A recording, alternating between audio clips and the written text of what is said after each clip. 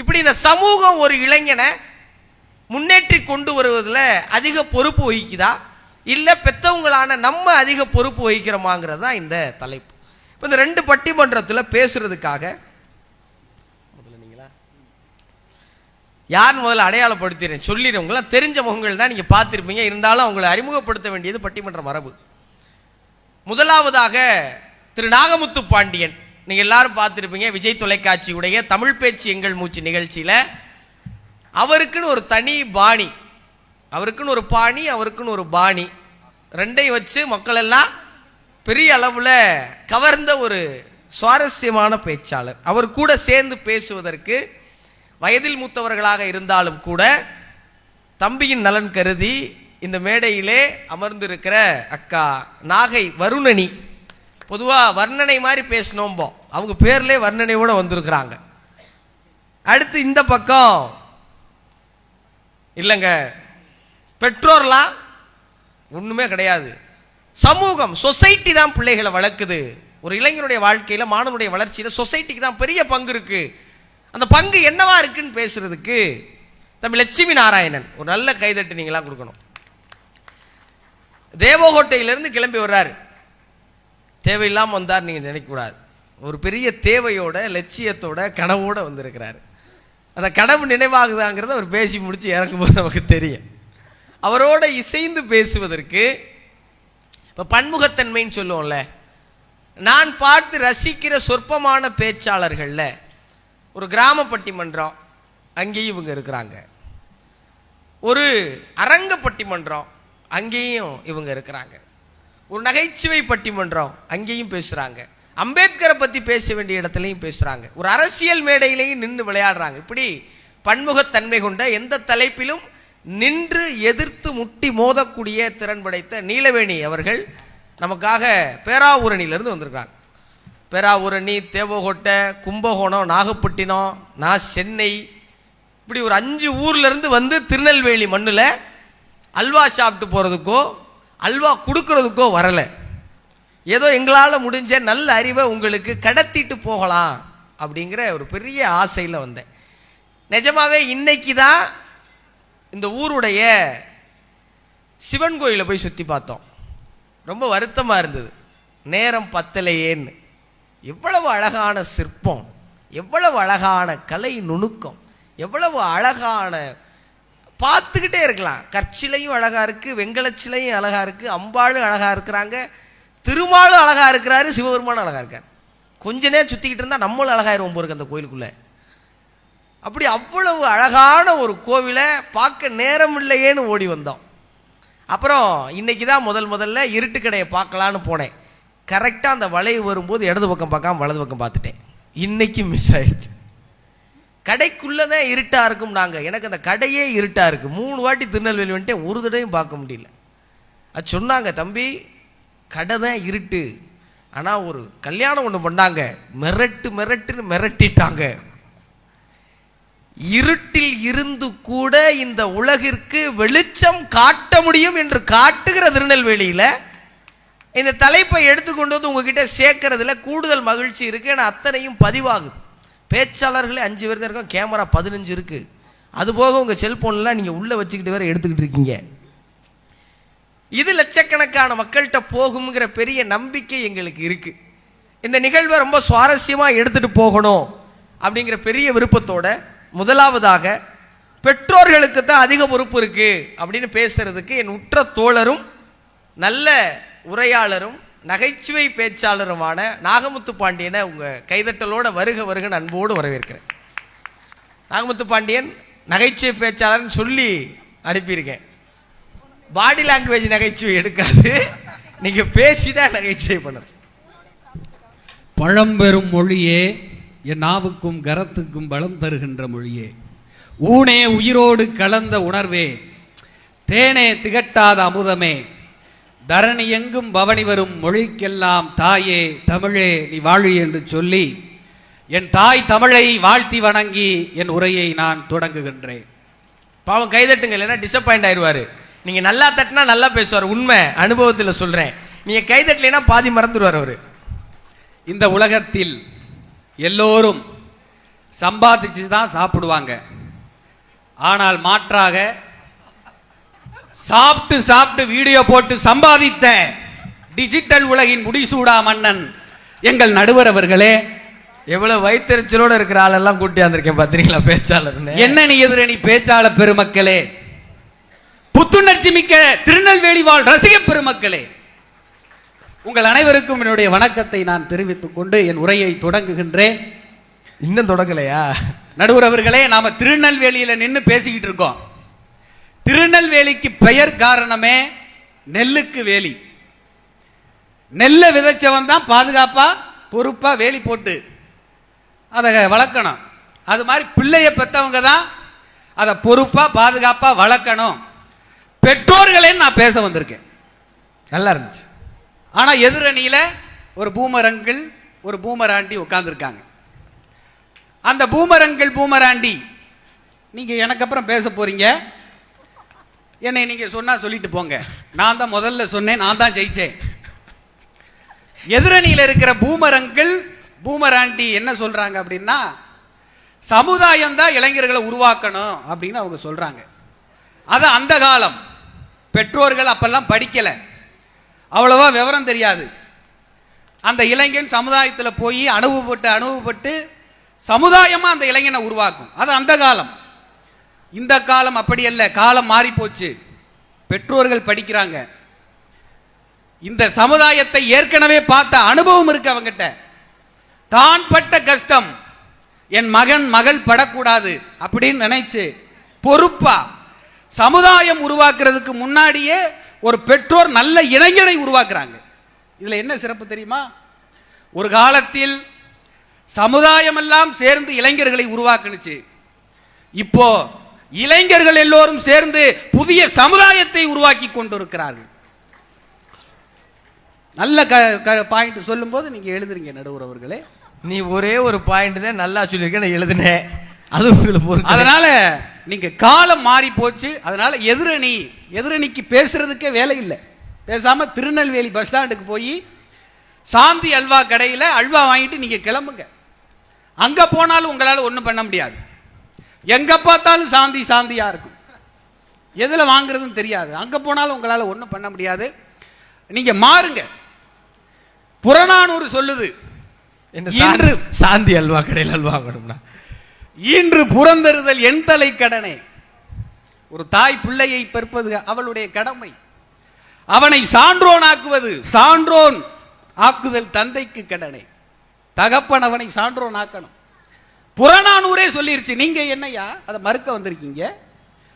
ஒரு தாய் என்ன சொல்லணும்? புறநானூற்றில் ஒரு தாய் சொன்னாங்க, வீரத்தாய், இது வயிறு அல்ல புலி தங்கிய குகை அப்படி சொல்லணும். அந்த புலி நீங்க தானா? ஆமா, எங்க அம்மால சொல்லுவாங்க. அதை விட்டுட்டு இது வயிறு அல்ல குரங்கு தங்கிய குகை அப்படின்னு சொல்லக்கூடாது. உங்க அம்மா சொன்னாங்களா? இன்னைக்கு பல இளைஞர்கள் குரங்கு மாதிரி தான் இருக்கான். பஸ்ல தொங்கிக்கிட்டே போறான், பாக்குறீங்களா? அவனை பார்த்தா நம்முடைய முன்னோர்கள் குரங்கு ஞாபகம் வரும் நமக்கு. அவன் மட்டும்தான் நம்முடைய முன்னோர்களை மறக்கல, மறக்காம தொங்கிக்கிட்டே போறான். வாளு இருங்கய்யா, நான் ஒரு நாள் பஸ்ல போனங்கய்யா. அந்த படியில ஒரு இளைஞன் எல்லா ஸ்டாப்லையும் ஏறுறான் இறங்குறான் ஏறுறான் இறங்குறான் ஏறுறான் இறங்குறான். அவன் எந்த ஸ்டாப்ல இறங்குறான் ஏறுறான்னு ஒன்றும் குழப்பமா இருக்கு. டிரைவர் என்ன பண்ணார் தெரியுமா? பூட்டுறா கதவன் பூட்டினார். கதவு பூட்டிருச்சு. இந்த இளைஞன் என்ன பண்ணா தெரியுமா? அந்த கதவுக்கு பக்கத்தில் இருக்கிற ஜன்னல் இருக்கும் இல்லையா, அந்த சீட்ல ஒரு மாமனிதர் உட்கார்ந்து இருந்தார்.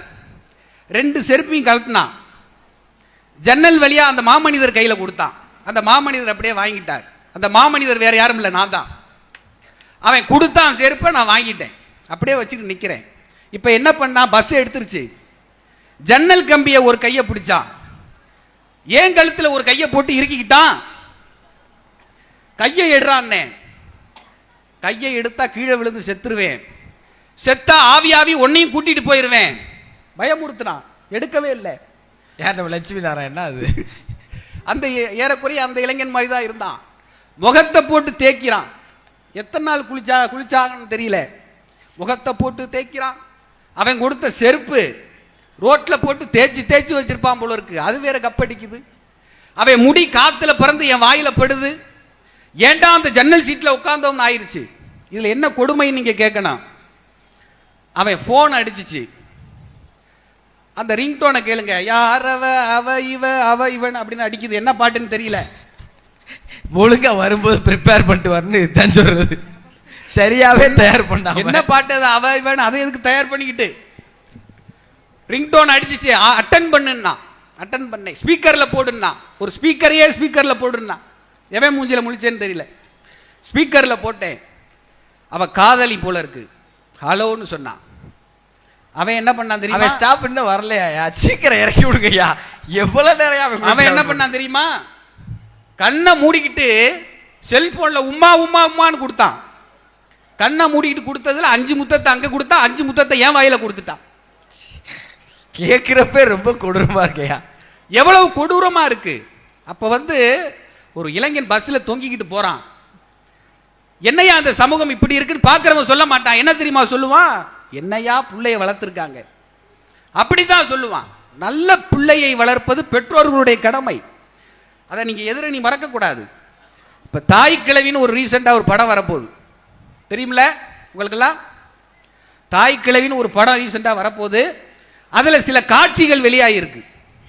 அந்த தாய் கிழவி பஸ்ல ஏறி உட்கார்றாங்க. முன் சீட்ல ஒரு ஸ்கூல் படிக்கிற பையன், ஸ்கூல் படிக்கிற பொண்ணு உட்கார்ந்துருக்கு. இந்த ஸ்கூல் படிக்கிற பொண்ணு அந்த வயசுல பாருங்க, அந்த பையனை பார்த்து பாடுது செல்போனை வச்சுக்கிட்டு. என்ன பாடுது? எங்க அம்மாவுக்கு நல்ல மருமகனா எங்க வீட்டுக்கு வாடா. தாய் கிழவி ஓங்கி புடதியில ஒரு அடி அடிச்சு படிக்கிறதுக்கு 10 தலைமுறை ஆயிருச்சு. எந்திரிச்சு போன்னு 2 பேரையும் விரட்டி விடும். இன்னைக்கு பல பேருடைய மனக்குமரல அந்த தாய் கிழவி அழகா சொல்லியிருக்காங்க. அது படம். இப்ப இவங்க சமூகம் சமூகம் பேச வந்திருக்காங்களே, இப்படி ஒரு பஸ்ல செஞ்சு லட்சுமி நாராயணன் போய் என்னடா அப்படி பண்றீங்கன்னு கேட்டா அவன் ஓங்கி ஒரு அறை விட்டுருப்பான். அது குறைந்தபட்சம். இல்லைன்னா ஆயுதத்தை எடுத்திருப்பான். சமூகம் கேட்பதற்கு உரிமை கிடையாதுங்க, பெற்றோர்கள் கேட்பதற்கு தான் உரிமை. நீங்க எண்ணி பார்க்கணும் எதிரணி. அதே போல சமுதாயம் கேட்கலைனாதான், நீங்க பெற்றோர்கள் கேட்கலைனாதான் சமுதாயம் கேட்கும், மறந்துடக்கூடாது. இன்னைக்கு பைக் பிரச்சனை பெரிய பிரச்சனை, நடுவரவர்களுக்கு தெரியும். பைக் பிரச்சனை பெரிய பிரச்சனை. ஒண்ணுமில்ல, போன பட்டிமன்றத்துல அதே பாயிண்ட் தான் சொன்னாப்புல. நடுவர் அவர்களுக்கு தெரியும்னா ஏற்கனவே சொல்லி இருக்காரு, தெரியும்னு ஒரு சிக்னல். அம்மா தாலி செயின் அடகு வச்சு ஏடிஎம்ல பணம் எடுத்து கேடிஎம் பைக் வாங்கி கொடுக்குது 2 லட்சத்துக்கு குறையாம. இவன் என்ன பண்றான்? அம்மா தாலி செயின் அடகு வச்சு வாங்கி கொடுத்துருக்கு அப்படின்னு ஒரு நன்றி கடனுக்காக ஷோரூம் கழிச்சிட்டு போறான். அங்க அந்த பைக்கை சிவப்பு கலர் துணி போட்டு மூடி வச்சிருக்காங்க. ஒரு வெடியை வெடிச்சு விட்டு அம்மா கையால எடுக்க விட்டு சாவியை போட விட்டு அதை இன்ஸ்டாகிராம்ல ஸ்டேட்டஸ் வச்சிடறான். அம்மாவும் நீயே அப்பாவும் நீயே அப்படி நீங்க நினைக்கிறீங்க. இல்ல, பாட்டை மாத்தி பாடிட்டாப்ல, அதை சமாளிக்கிறார். வேற அவன் இந்த காலத்து பையன். அரண்மனை 4ல தமனா பாடுவாங்க இல்லையா தாலாட்டு பாட்டு, நான் பார்க்கல. ஜோ ஜோ ஜோ மயிலிறகே அப்படின்னு வச்சா 1 மில்லியன் வியூஸ் போகுது. குசியில என்ன பண்றான்? அந்த பைக் எடுத்துட்டு போய் பைபாஸ் ரோட்டுக்கு எடுத்துட்டு போய் 2 சக்கரத்துல போகாம 1 சக்கரத்துல போனான். கீழே விழுந்து ஒரு கை போயிருச்சு. அப்புறம் மருத்துவ ஹாஸ்பிட்டல்ல 2 வீல் சேர்ல அவனை தள்ளிட்டு வந்தாங்க. இதுல என்னடா 2 சக்கரம் இருக்கு, 1 சக்கரத்தை கழட்டுன்னு நான் டாக்டர்கிட்ட. டாக்டர் கழட்டி விட்டாரு. இன்னொரு சக்கரம் நொடிச்சு விழுந்து இன்னொரு கையும் போயிருச்சு. இப்ப அவன் நிரந்தரமா வீல் சேர்ல தான் இருக்கான். சக்கரத்தோட நிறுத்திட்டான், சங்குக்கு போகாம. பைக் பிரச்சனை பெரிய பிரச்சனை. உங்க நடுவர் உங்களுக்கு தெரியும், யங்ஸ்டர்ஸுக்குலாம் தெரியும். பைக் ஓட்டுறதா இல்லையா? அந்த பைக்கை யார் வாங்கி கொடுக்கிறது? பெற்றோர்களாகிய நீங்க தான். நீங்க தான் வாங்கி கொடுக்கிறது தப்புன்னு நான் சொல்லல. கஷ்டத்தை சொல்லி வாங்கி கொடுக்கணும். அதை எப்படி பாதுகாப்பா ஓட்டணும்னு சொல்லி கொடுக்கணும். எங்க அம்மாலாம் வாங்கி கொடுக்கல, எனக்கு என்னன்னே தெரியாது. எனக்கெல்லாம் நான் நேத்து தான் ஏடிஎம் கார்டு ஓபன் பண்ணேன். பைக் ஓட்ட தெரியுமாயா? அதை வாங்கி கொடுக்கல. நேத்து தான் ஏடிஎம் கார்டே ஓபன் பண்ணேன். அப்ப பாருங்க என் நிலைமையெல்லாம் எப்படி இருக்கு பாருங்க. 35 வயசு ஆகுதா? அதனால வீட்டில இருந்து தாங்க அதை நீங்க சொல்லி கொடுக்கணும். சமுதாயத்துக்கு அவங்க அப்பதான் போறாங்க. வீட்டில இருந்து தான் நீங்க சொல்லி கொடுக்கணும். நடுவர் அவர்களே, எனக்கு கும்பகோணம் புறநகர் காவல் நிலையத்திலிருந்து, என் சொந்த ஊர் கும்பகோணம், கும்பகோணம் புறநகர் காவல் நிலையத்திலிருந்து எனக்கு அழைப்பு வந்தது. ஐயோ, என்ன பண்ணீங்க? நானும் ஐயோ அப்படின்னு நினைச்சிட்டு தான் போனேன். அங்க போய் பார்த்தா அறிவகம்னு ஒரு நூலகம் இருக்கு. அந்த நூலகத்துக்குள்ள போய் நான் பார்த்தேன். அவங்க புதுசா திறந்திருக்காங்க அப்படின்னு சொன்னாங்க. நான் கேட்டேன், புதுசா திறந்திருக்கீங்க அப்படின்னு சொல்றீங்க, ஆனா கட்டடம் பழசா இருக்கே அப்படின்னு கேட்டேன். அவங்க சொன்னாங்க, ஆமா கட்டடம் பழசுதான், இது பழைய காவல் நிலைய கட்டிடம். இப்போ நாங்க புதுசா கட்டி பக்கத்துல போயிட்டோம்.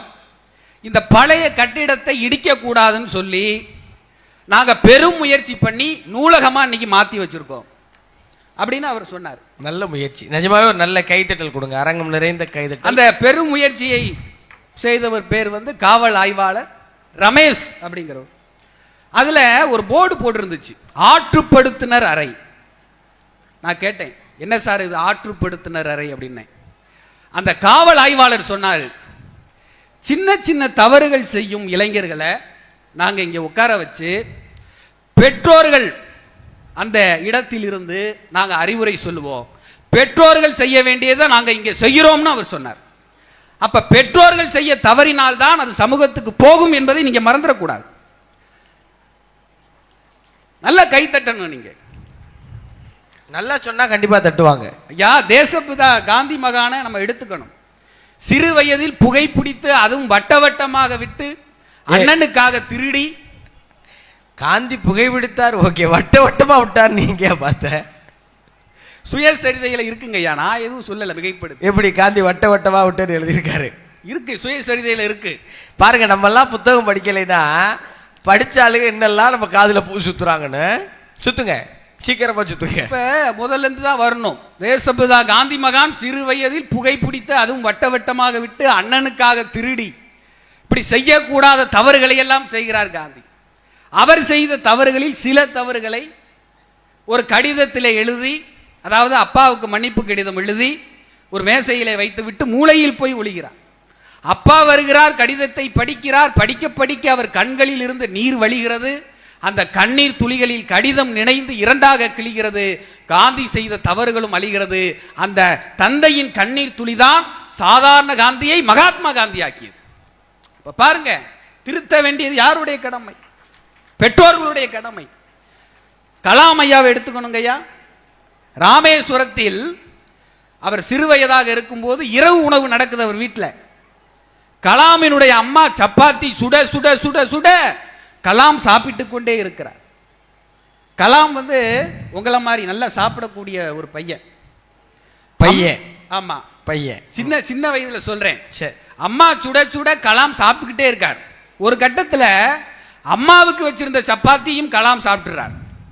கலாமுடைய அண்ணன் வெளியில கூட்டிட்டு போய் சொல்றார் கலாம்கிட்ட, என்ன காரியம் செய்து விட்டாய் கலாம், அம்மாவுக்கு வச்சிருந்த சப்பாத்தி எடுத்து நீ சாப்பிட்டுட்டியே, அம்மா இப்ப எதை சாப்பிடுவாங்க? கலாம் சொன்னார், அந்த சப்பாத்தி எடுக்கும் போதே சொல்லியிருக்கலாமே அண்ணா அப்படின்னு.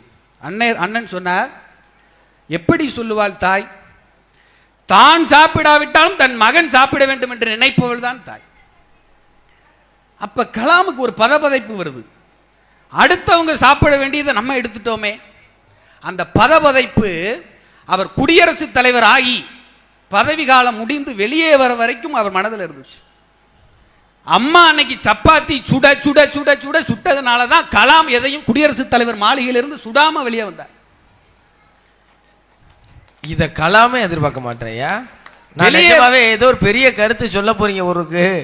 இல்ல, நல்லா இருந்தது, கைதட்டுங்களேன். இது எவ்வளவு முக்கியமானது பாருங்களேன். கலாம் வந்து அங்கே போற ராஷ்டிரபதி பவனுக்குள்ள போகும்போது அங்க ஒரு 6 அடி உயரத்தில் ஒரு ஊழியர் இருக்கார். அவர் வேலை என்னன்னா, அங்க வருகிற குடியரசுத் தலைவருடைய கால் அணி இருக்குல்ல, ஷூ, அதை கலட்டி வைக்கிறது. கலாம் உள்ள வந்த உடனே அவர் வர்றாரு, காலுக்கிட்ட நுழைஞ்ச உடனே கலாம் நின்று உன் வேலை என்ன நிற்கிறார், உங்க காலணிகளை கலட்டுறது யாருன்னொடனே கலாம் சொல்லிட்டார், அதெல்லாம் பண்ணக்கூடாது தம்பி, என் காலணியை கலட்டிக்க எனக்கு தெரியும், உனக்கு இங்கே வேலை இல்லைன்னு அந்த அழுதுட்டான். ஐயா, நீங்க காலணியை கலட்டுங்க, கலட்டாம போங்க, ஏன் வேலையை எடுத்து விட்டு போயிடாங்க அப்படின்னு இருக்கான். அப்ப சரி, ஓகே, உனக்கு வேற வேலை தானே, நீ தான் இங்க தோட்டக்காரன் அப்படின்னு இருக்கார். உடனே தோட்டக்காரர் ஆயிட்டார். 5 ஆண்டு காலம் பதவி காலம் முடியுது. ராஷ்டிரபதி வந்து கலாம் ஐயா கிளம்புறாரு, ஒரே ஒரு சூட் கேஸ் தான், பெருசா அவர்கிட்ட வேற ஒன்றும் கிடையாது. அப்போ அந்த தோட்டக்காரனை கூப்பிட்டு சொல்லியிருக்காரு, ஐயா வந்த அன்னைக்கு என்னை வேலை விட்டு கிளப்பிடாத நீ சொன்ன, இன்னைக்கு நீ வேலையில் இருக்க, நான் போறேன் பாத்தியா அப்படின்னு இருக்காரு. அப்புறம் சொல்லியிருக்காரு, அந்த பூத்தொட்டிக்கு பூச்சட்டி பூக்கு ஊத்துற அந்த தண்ணி தொட்டி இருக்குல்ல, தண்ணி அந்த வாளி அதை எடுத்துட்டு வந்துட்டார். என் சூட்கேஸ் மேலே ஊத்துன்னு இருக்காரு கலாம் ஐயா. ஐயோ ஈரமாயிரம் ஊத்தியா அப்படின்னு இருக்கார். தண்ணியை ஊத்துனதுக்கப்புறம் ஏயா ஊற்ற சொன்னீங்கன்னு அவர் கேட்டாராம். அப்போ கலாம் சொன்னாராம், ராஷ்டிரபதி பவனிலிருந்து ஒரு தூசியை கூட கலாம் எடுத்துக்கொண்டு செல்லவில்லை என்று இந்த உலகத்துக்கு புரியட்டும்னு கலாம் சொன்னார். அது எங்கே சப்பாத்திலேருந்து வந்திருக்கு. பரவாயில்ல, கும்பகோணத்துலேருந்து ஒரு நல்ல பாயிண்ட் வந்திருக்கு. கடைசியாக என்ன சொல்றீங்க? நிறைவா ஒரு 2 செய்தியோட முடிச்சிடுறேங்க. ஒண்ணுதான், சீக்கிரம் சொல்லுங்க, நேரமாச்சு. ஒரு செய்தியோட முடிச்சிடுறேன். உங்களை வச்சு தான் நான் ஆரம்பிச்சேன். சாப்பிட்டு வீடியோ போறது அப்படிதான் ஆரம்பிச்சேன், அதோட முடிக்கிறேன். இயக்குனர் சீது ராமசாமி ஒரு கவிதை எழுதியிருக்காருங்க, நிலைங்கிற தலைப்புல. அந்த கவிதையை சொல்லிட்டு உங்களை சொல்லி நான் முடிச்சிடுறேன். நிலை, அந்த மாசி வீதியின் கல் சந்துகள் அப்படின்னு அந்த புத்தகத்தின் பெயரு. நிலை, ஒரு நாளும் ஒரு வேளையும் என் பசியை சொற்களில் சொன்னதில்லை, கண் பார்த்து மௌனித்திருப்பேன், அறிந்து தரும் தாயின் மகன் நான், இங்கு திசையெல்லாம் கையேந்த சொல்கிறது அற்ப வாழ்வு அப்படின்னு அந்த கவிதை சொல்லியிருப்பார். என்னன்னா, வீட்டில் ஒரு தாயினுடைய அரவணைப்பில் இருக்கின்ற ஒரு இளைஞன் கொஞ்சம் கொஞ்சமா வளர்ந்து சமுதாயத்துக்கு பொருள் ஈட்ட போறான், பெருநகரத்துக்கு. இப்ப அவன் வீட்டில் இருக்கும்போது அம்மா பசிக்குது அப்படின்னு அம்மாட்ட அவன் கேட்கறதுக்கு முன்னாடியே அவன் முகத்தை பார்த்து அம்மா அவன் பசியோட இருக்கிறான்னு அறிந்து தருவாளாம் தாய். இப்போ வளர்ந்து வளர்ந்து இவன் சமுதாயத்துக்கு பொருளீட்ட போயிட்டான். அந்த சமுதாயத்தில் அவன் பசியோட இருக்கானா இல்லையான்னு கேட்க வேற யாருமே இல்லை, அவன் தாயை தவிர. அவனாதான் போய் கையேந்தி கையேந்தி ஒவ்வொரு உணவகமாக போய் அவன் சாப்பிடணும். அப்படி நீங்க சிந்திச்சு பார்க்கணும். என்னன்னா, இந்த உலகத்தில் ஒரு இளைஞனுக்கு ஆகச் சிறந்த மோட்டிவேஷன் எது தெரியுமா? அவங்க அம்மா அந்த இளைஞனுக்கு ஃபோன் பண்ணி சாப்பிட்டியா அப்படின்னு கேட்கறது தான்.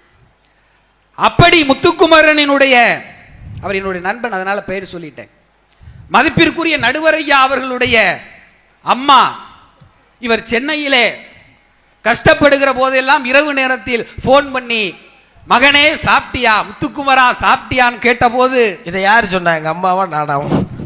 அவரா சொல்லிக்கிறேன். முத்துக்குமரா சாப்பிட்டியான்னு கேட்ட போது முத்துக்குமரன் அவர்கள் என்ன தெரியுமா சொன்னார்? அம்மா நான் சாப்பிட்டுட்டேன், அது மட்டும் அல்ல சாப்பிட்டு அதை வீடியோவா போட்டுட்டேன்.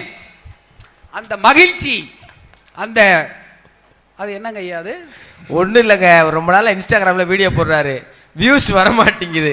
நான் வீடியோ போட்டால் வியூஸ் போயிடுது. அந்த வகுத்தறிச்சில் எங்கே சொல்றதுன்னு தெரியாமல் திருநெல்வேலி புத்தகத்துள்ளால ஒன்றா சொல்லிக்கிட்டு இருக்கேன் அந்த மனுஷன்.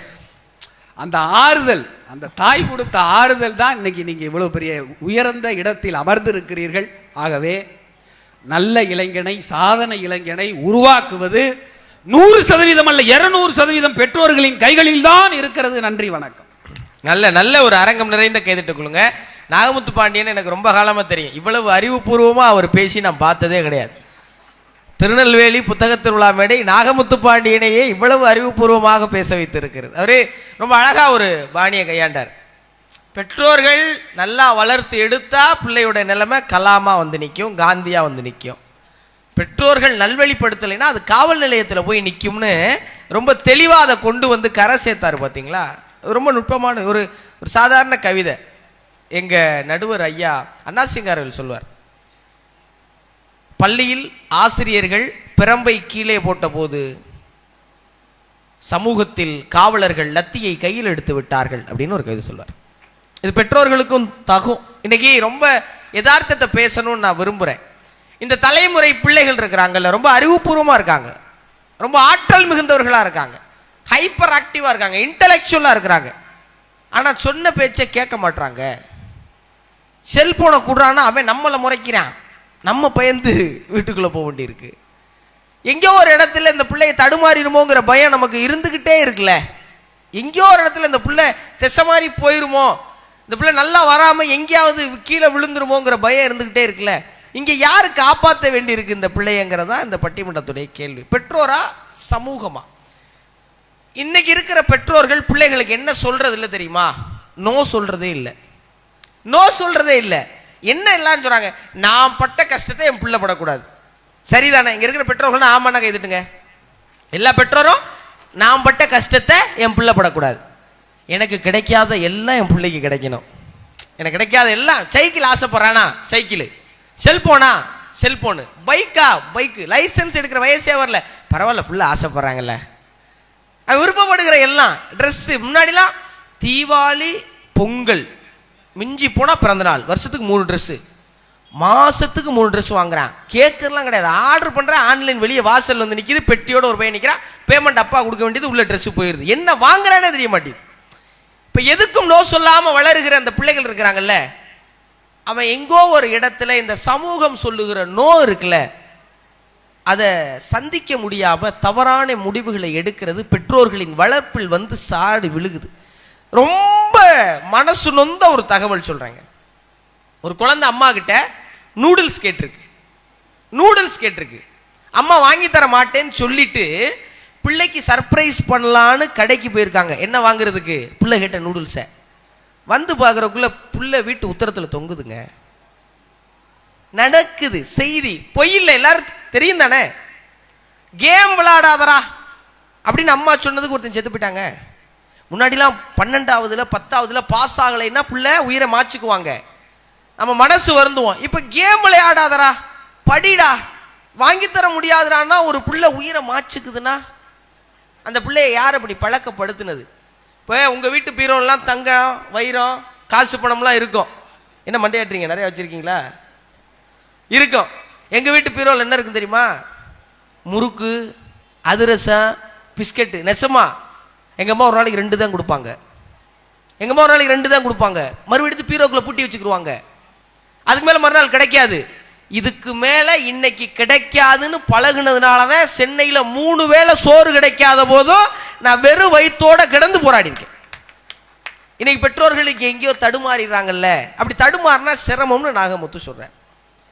இப்போ நாகமுத்து பேசின பேச்சுக்கு சமூகத்துக்கு எந்த பொறுப்பும் இல்லைன்னு எப்படி சொல்லுவீங்க அப்படின்னு எதிர்கேள்வி வைக்கிறதுக்கு தேவகோட்டையிலேருந்து வந்து இன்னைக்கு காலையிலேருந்து சாயங்காலம் வரைக்கும் அவர் கூட சண்டை போட்டுக்கிட்டே இருந்த லட்சுமி நாராயணன் என்ன பதிலடி கொடுக்க போறாரு? ஒரு அரங்கம் நிறைந்த கைதட்டலோட வாங்க தம்பி, 10 நிமிஷம் படார்னு பேசுங்க.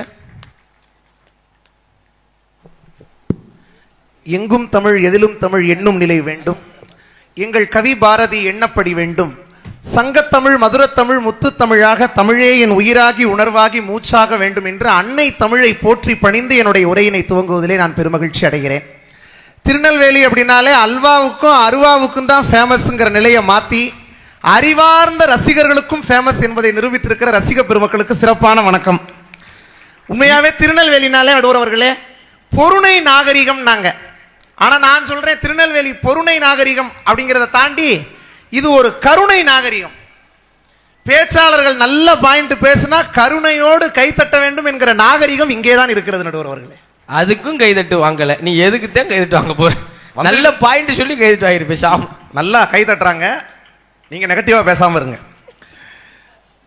கோழி காலை கடிச்சு கோடிக்கணக்கான ரசிகர்களுடைய இதயத்தில் இடம் பிடிச்ச நடுவர்களே.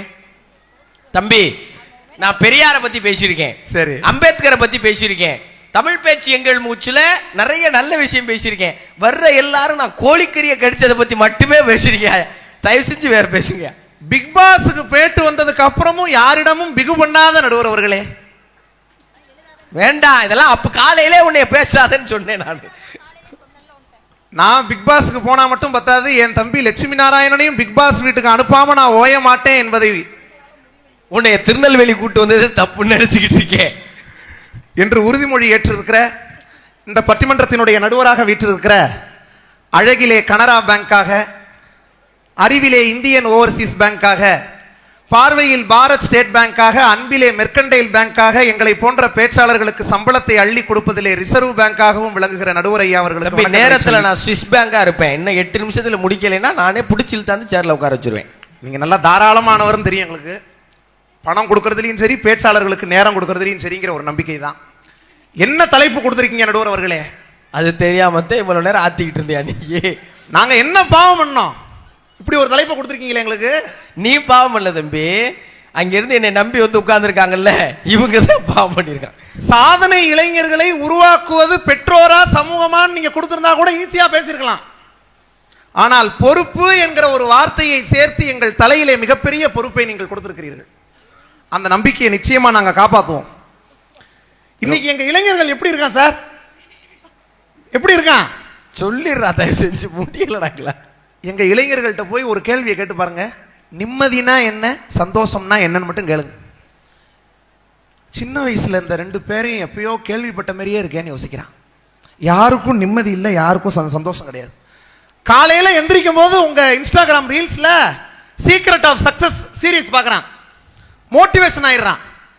மத்தியானம் ஆனா எமோஷன் ஆயிடுறான். நைட் ஆனா வாழ்க்கையில என்ன பண்றதுன்னு தெரியாம கன்ஃபியூஷன் ஆயிடுறான். குழப்பத்திலே இருக்கான். அந்த பையன் இவன் தான் நினைக்கிறேன் சார். நான் ஸ்கூல் படிக்கும் போது எங்க டீச்சர் சொன்னாங்க என்ன பார்த்து, 12th வரைக்கும் நல்லா படிங்கடா, வாழ்க்கை பூரா சந்தோஷமா இருக்கலாம் நாங்க சார். இப்பதான் எங்களுக்கு தெரியுது வாழ்க்கையில நாங்க சந்தோஷமா இருந்ததே 12th வரைக்கும் தான் அப்படின்னு. இப்படி எங்களை புலம்ப வைத்தது யார்? அதான் என்னுடைய கேள்வி. பெற்றோரா சமூகமா? சமூகம் தானே. நான் 7 வயசா இருக்கும் போது நான் என்ன ஆசைப்பட்டேன் தெரியுமா நடுவர் அவர்களே? டாக்டர் ஆகணும்னு ஆசைப்பட்டேங்க. 15 வயசுல இன்ஜினியர் ஆகணும்னு ஆசைப்பட்டேன். இப்ப 25 வயசு, பழையபடி குழந்தையாவே ஆகணும்னு ஆசைப்படுறேன். எது ஆனா முடியாதது பூரா ஆசைப்பட்டிருக்கான் பாருங்க புள்ள. எங்க பெற்றோர் யாரை நம்பி பிள்ளைகளை வெளியில அனுப்புறாங்க? ஒரு இளைஞன் எங்க அதிகமான நேரம் இருக்கான்? வீட்லயா வெளியிலயா சமூகத்திலயா? யோசிச்சு பாருங்க. தூங்குறது மட்டும்தான் வீட்டுல. அதிகமான நேரத்தை ஒரு இளைஞன் செலவிடுவது எங்க? வெளியில. அவன் கற்றுக்கொள்ளக்கூடிய நல்ல பழக்கம், கெட்ட பழக்கம், அத்தனை பண்பு நலன்கள், இது எல்லாமே வெளியில பழகக்கூடிய அவனுடைய நண்பர்களோடு, வெளியில இருக்கக்கூடிய மனிதர்கள்ட்ட இருந்து தான் அவன் கத்துக்கிறான்னா, அவன் நல்லவனாகிறதும் சரி கெட்டவனாகிறதும் சரி அது சமூகத்தினுடைய கையிலே இருக்கிறது என்பதுதான் எங்களுடைய வாதம். கொஞ்ச நாளைக்கு முன்னாடி ஒரு பெண் குயின் ஒண்ணு 20 வருஷத்துக்கு முன்னாடி தனியா போயிட்டு இருந்துச்சு எங்கேயோ. அதை வீடியோவா எடுத்து போட்டு எல்லாரும் ஆளுக்கு ஆறுதல் சொல்றாங்க. பாவம் அந்த பெண் குயிலுக்கு யாராவது இருக்கானா? யாருமே இல்லையே, அது இப்படி அனாதையா தெரியுதே அப்படின்னு பெண் குயினுக்காக அந்த சமூகம் பொங்குது. நான் பிறந்ததுல இருந்து தனியா இருக்கேன் சார், எனக்கு ஒரு ஆதரவு இல்லாம. நம்ம நடுவர் எடுத்துக்கங்க, அவரே ஒரு போன் பண்ணா எடுக்க மாட்டேங்கிறாரு, ஒரு மெசேஜ் பண்ணா ரிப்ளை பண்ண மாட்டேங்கிறாரு. தம்பி தலைப்ப மாதிரி எங்கெங்கயோ போயிட்டு இருக்கீங்க. அப்ப பெண் குயினுக்காக ஆறுதல் சொல்லக்கூடிய சமூகம் எங்க இளைஞன் வேதனைப்படும் போது அவனுக்கு ஆறுதல் சொல்லுதா? பெண்ண சமூகம் எல்லாம் சேர்ந்து வந்து உங்களுக்கு என்ன செய்யணும் எதிர்பார்க்குறீங்க? எங்களுடைய வலிகளை நாங்கள் பகிரும் போது அதை காது கொடுத்து கேட்பதற்கு இந்த சமூகம் தயாராக இருக்கிறதா நடுவர்களே? இல்லையே. கேட்கறதுக்கு தயாரா இருக்கா? நண்பன் சரியா இருக்கானா? எங்க இளைஞர்கள் இந்த சமூகத்தை பார்த்து பயப்படுறான். யார் யாரெல்லாம் பார்த்து பயப்படுறான்? சொந்தக்காரனை பார்த்தா பயப்படுறான். ஏன் ஒருத்தன் சொல்றான், ஒரு சொந்தக்காரன் வீட்டு விசேஷத்தை அட்டன் பண்றதும் 100 இன்டர்வியூ அட்டன் பண்றதும் ஒண்ணுங்கிறான். ஏன்னா பார்க்கும் போதெல்லாம் கேள்வி மேல கேள்வி. என்ன வேலை பார்க்குற, எவ்வளவு சம்பளம், எப்ப கல்யாணம். சின்ன தப்பு ஒரு இளைஞன் பண்ணா கூட சொந்தக்காரங்க பூரா என்ன பண்றான்? குறை சொல்றான். இளைஞர்களை பழி சொல்வதற்கு தயாராக இருக்கிற அந்த சமூகம் இளைஞர்களுக்கு வழி சொல்வதற்கு தயாராக இருக்கிறதா? இல்லையே. தயாராக இருக்க வேண்டும். அந்த பொறுப்பு சமூகத்தினுடைய கையில் இருக்கிறது என்றுதான் நாங்கள் சொல்கிறோம். டாக்டர் ஏபிஜே அப்துல் கலாம் ஐயா அவர்கள் தான் சொல்றாங்க, ஒரு இளைஞன் வாழ்க்கையில வெற்றி பெறணும்னா என்ன பண்ணணும்? வாழ்க்கையில் வெற்றி பெற வேண்டுமே என்கிற பதற்றம் இல்லாமல் முதலில் ஒரு இளைஞன் இருக்க வேண்டும் என்று சொன்னார். ஆனா இந்த சமூகம் இளைஞர்களை அப்படியே வச்சிருக்கு.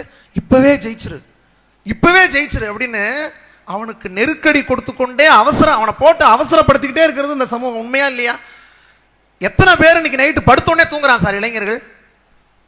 சொல்றான், பணக்காரங்களை கூட பார்த்து நான் பொறாமப்படுறது இல்ல, படுத்த உடனே தூங்குறவனை பார்த்து பொறாமப்படுறேன் அப்படிங்கிறான்.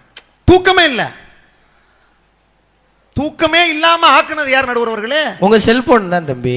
அதை ஓரமா வச்சிருந்தீங்கன்னா நீ ஒழுங்கா தூங்கியிருப்ப. நைட்டு பூரா அதை எடுத்து வச்சுக்கிட்டு இல்லாத சேட்டை. இப்போ யாராவது ஒரு பையன்கிட்ட போய் என்ன படிக்கிற அப்படின்னு கேட்டா அவன் என்ன சொல்றான்? படிச்சு முடிச்சிட்டேன் அப்படிங்கிறான். அவன் படிக்கிறது காலேஜ். ஆனா அவன் சொல்றது என்ன? படிச்சு முடிச்சிட்டேன். என்ன அர்த்தம் அவனை பொறுத்த வரைக்கும்? காலேஜுங்கிறது படிக்கிறதுக்கான இடம் இல்ல, ஜாலியா இருக்கிறதுக்கான இடம்னு நினைக்கிறான். இந்த எண்ணத்தை அவனுக்குள் விதைத்தது யார்? அவன் பார்க்கிற சினிமா. எந்த சினிமாவது காலேஜில் வந்து படிக்கணும்னு சொல்லி கொடுத்துருக்கா? கூட பழகிற நண்பன் யாராவது அதை சொல்லி கொடுத்துருக்கானா? இது போக காலேஜில் இன்னொரு பழக்கம் வருது. என்ன? காதல், கல்லூரி காதல், இன்னொரு டிஸ்ட்ராக்ஷன். அதுக்கு யார் காரணம்? கூட இருக்கிற நண்பன். நம்ம நண்பனை பொறுத்த வரைக்கும் நம்மளை கோத்து விடணும்னு முடிவு பண்ணிட்டான்னா காலேஜ் பிரின்சிபல்கிட்ட கோத்து விட மாட்டான், ப்ரொஃபஸர்ட்டையும் கோத்து விட மாட்டான். எங்கேயோ பார்த்துக்கிட்டு இருக்கிற ஒரு பொண்ணை, மாப்பிள்ள அவ உன்னைய தாண்டா பார்க்கறான்னு நம்மள்ட்ட கோத்து விட்டு போயிடுவான். நடக்குதா இல்லையா? அப்ப கூட பழகுற நண்பனுக்கு அந்த பொறுப்பு இருக்கு. ஆனா பொறுப்போட நண்பன் இருக்கானா? நண்பனுக்கு அந்த பொறுப்பு இருக்கிறது. அந்த பொறுப்பை நண்பன் ஏற்றுக்கொள்ள வேண்டும். அவனும் சமூகத்துல ஒரு ஆளு, ஆனா ஏற்றுக்கொள்ளவில்லையே. இதன் விளைவா என்ன ஆகுது? அன்னைக்கு பேசிட்டு போறான் 4 இளைஞர்கள். நீ எத்தனைடா வச்சிருக்க? 4. நீ எத்தனை வச்சிருக்க? 6. என்னது அரியர்?